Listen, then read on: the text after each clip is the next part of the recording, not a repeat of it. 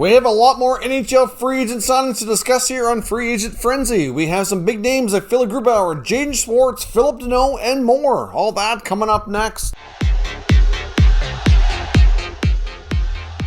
Welcome back to another video here at Top Shelf Hockey. As I mentioned, we have a bunch more NHL signings here on Free Agent Frenzy Day. Some pretty significant ones too. Let's start with the Avalanche. They're losing their starting goaltender and the Vezina Trophy finalist, Phillip Grubauer. Of course, it was rumored he was looking for somewhere around a 6x6 type of deal, something similar to Jacob Markstrom in Calgary. The Avalanche were down closer to $5 million is what was being reported that they were offering. After signing Landeskog late last night, I thought this was a real possibility that they could be losing him, that they wouldn't be able to afford to go to the number he was commanding, and he's now off to the Seattle Kraken. Of course, the Kraken had 3 goaltenders from the expansion draft. You have to think that they likely are going to be making a trade now, and you also have to be wondering what Chris Driedger's thinking, because he signed a 3-year, $3.5 million deal, was probably expecting to be the starting goaltender, but of course it's probably fair to say that the Kraken had no idea that they were going to have an opportunity to grab a guy like Grubauer here in free agency. I mean, you would expect a Vezina finalist to likely be on their old team and re-signing. So obviously he gets a fairly big ticket deal here from Seattle. He gets a 6-year contract at $5.9 million, so hopefully he can keep up his play from last year. Obviously, the Avalanche are now in a bit of trouble. They need to find a goaltender and find one quick. I would expect they might pull off a trade with perhaps a team like Arizona with Darcy Kuemper. They have been linked to him in the past, having some exploratory talks in case this kind of thing happened. That might be an option for them. It's hard to say where they're going to turn here, but they need to figure out something quick because the goalies are getting snatched up here in a really quick fashion. So it's a massive contract for Grubauer. Of course, the Kraken can afford to do that. But like I said, I wonder if a guy like Driedger or even Vanacek could be moved. There was some already speculation that the Washington Capitals might be trying to reacquire Vanacek from Seattle. So we'll see what happens here. I would expect one of them to likely be on the move. They don't need that many goaltenders heading into the upcoming season here. So big signing there. Of course, they've also signed former Blues winger Jayden Schwartz. That's has been a rumored deal for some time. They talked to Schwartz a lot during the exclusive window where they could talk to free agents ahead of the expansion draft. They chose not to sign him at that point and instead grabbed young defenseman Vince Dunn. Of course, this was probably a smart move by the Kraken. Could grab Dunn and then at the same time get Schwartz later on here. So it works out to be a pretty good deal. He should be able to play a top 6 role here for the Seattle Kraken. He also gets a 5-year contract valued at $5.5 million. So that's a pretty significant raise that the Blues likely were not going to be able to come near matching. Of course, he was a huge part of their Stanley Cup win, but at this point, it was time that they just weren't able to keep up and he has to move on. But that's a good deal for the Seattle Kraken. I think Jayden Schwartz, if he can stay healthy, that should work out to be a pretty decent deal for them. One other confusing signing as well is the Columbus Blue Jackets have actually signed Gavin Bairuther. Yes, that's the player that Seattle picked from the Jackets in the expansion draft. They didn't end up signing him. He was a UFA. And now he goes back to Columbus on a 2-year deal. The second year of that deal is a one-way contract. But still, that's kind of an odd move to pick a player as a UFA in expansion, not sign him, and just let him go back to the team that he came from. They could have grabbed a guy like Max Domi or another player like Kevin Stenlund. Even if they didn't want to keep the player, they could have flipped them for some draft picks. That's a very confusing move on the Seattle Kraken's part. I don't know what they were thinking in that regard. Many of us wondered why they didn't take a different player, but I really thought they would at least sign the guy instead of just letting him walk. So, I guess we'll have to hear some jokes about Kraken legend Gavin Bairuther going back to Columbus, but confusing move there nonetheless.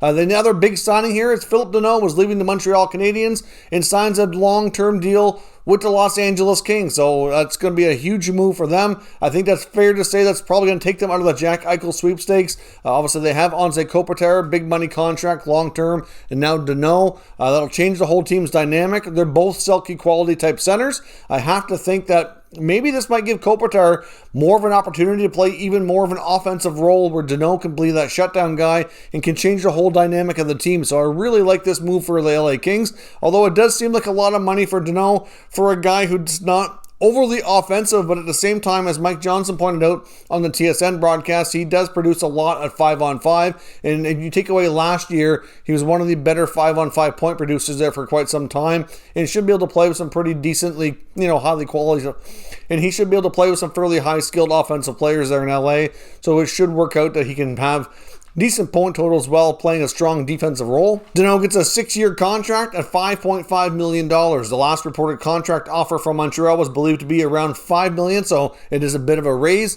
and he gets to 6 years, so not a drastically huge amount more than Montreal, but every little bit helps, I guess, nonetheless, and I guess he'll head over to LA and see how things work out. But that's a team that's near the end of the rebuild and ready to start contending for playoffs. So it'll be interesting to see how much stronger this makes them here moving forward. The Chicago Blackhawks continue to be active and busy and made a couple more signings. They signed former Edmonton Oilers Jujhar Khaira, who was an RFA that was not qualified, thus becoming an unrestricted free agent. He gets a 2-year contract valued at $975,000, and they signed former Sabres defenseman Jake McCabe on a 4-year deal at $4 million per season. That's a pretty good contract for Jake McCabe. Obviously, he wore a letter in Buffalo, somebody who was kind of looked upon as being part of that leadership group, so it was widely suspected the Sabres weren't going to bring back McCabe, so it worked out to be a good deal, and I believe I heard comments from McCabe saying for family purposes as well, that Chicago's almost like a second home, and was a great landing spot for family purposes as well as his professional contract, because this is a great raise for him, a significant raise over what he was making with the Sabres. The Tampa Bay Lightning also continued to be busy, grabbing Pierre-Edouard Bellemare on a 2-year contract at $1 million per season. He could be a really good bottom 6 center iceman, so that's a great pickup for them. Obviously, he's played with Vegas, he's played with the Flyers, played in the Avalanche last year. He's played on some really good teams and has proven to be somebody who's solid on faceoffs. He's good on the PK, and just being a good bottom 6 role player, so I like that contract a lot for Tampa. Brock McGinn goes from Carolina to the Pittsburgh Penguins on a 4-year contract valued at $2.75 million. This is a similar type of contract, a little less money than what they're paying Brendan Tanev, who they lost to Seattle in the expansion draft here, so it'll be interesting to see how that works out. Another player from the Canes that was ready to move on and likely wasn't going to get that contract from Carolina, so we'll see how he fits with the Pittsburgh Penguins organization. The Ottawa Senators have signed veteran D-man Michael Delzado on a 2-year deal at $2 million, which to be honest, I don't understand why they would do that. They already picked up Nick Holden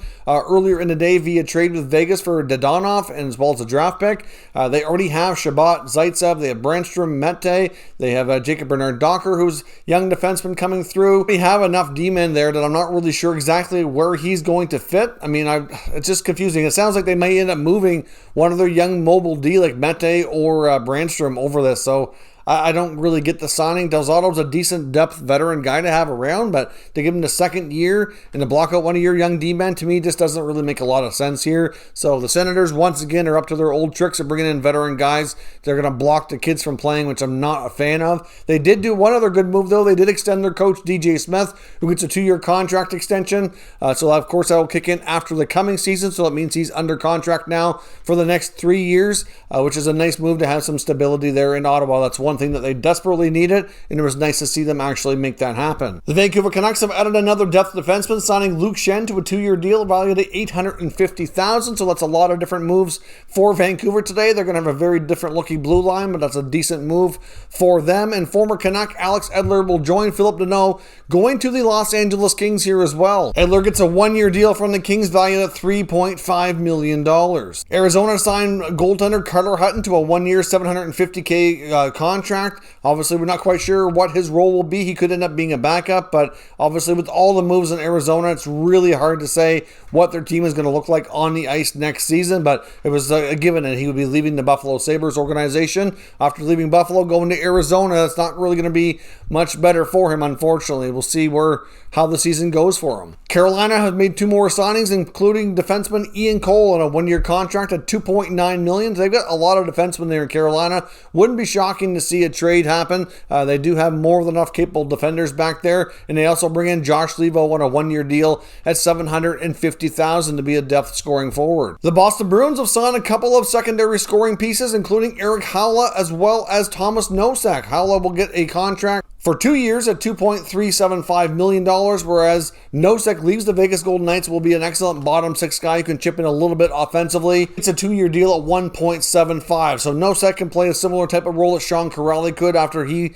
departed via free agency, and Haula can be that middle 6 center, can play between your 2nd and 3rd line, so some decent pickups there. There was reports that David Krejci was supposedly rejoining and going to sign a short-term deal with the Bruins, but that is yet to be made official here as I record record this video. There's also rumors about Zach Parise going to the Islanders, but again, that has also not yet been made official as well. Former Flames and Leafs goaltender David Rittich is going to Nashville on a one-year contract valued at just over $1 million per season as well. So he'll be part of the tandem with UC Saros in Nashville next season. So that is all your additional signings here for now. We possibly could be back later if there's more trades and more signings. I'm sure there will be signings for sure at the very least, so stay tuned. We'll keep you up to date here with all the latest news on the chaotic news cycle season here for the NHL's free agent frenzy. Thank you for watching, and I'll catch you next time.